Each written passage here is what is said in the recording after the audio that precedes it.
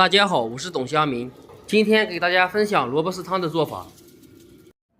准备新鲜的白萝卜削皮，切成段，切成片，切成丝，尽量粗细均匀一些。刀工不太好的朋友也可以用擦板来处理。切好放碗里备用。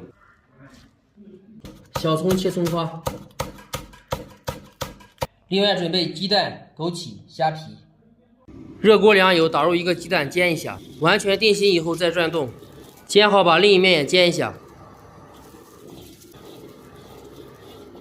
两面都煎至金黄，加入开水，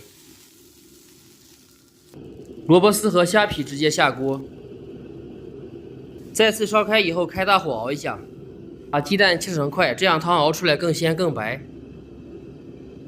大火熬2分钟左右，调味加入盐和胡椒粉。鸡蛋本身就很鲜，鸡精、味精就不需要放了。下入枸杞，稍微煮一下就可以出锅装盘。一份简单又美味的萝卜丝汤就制作完成。大鱼大肉吃多了，不妨给家人换个口味。喜欢的就去试一下吧。下期见。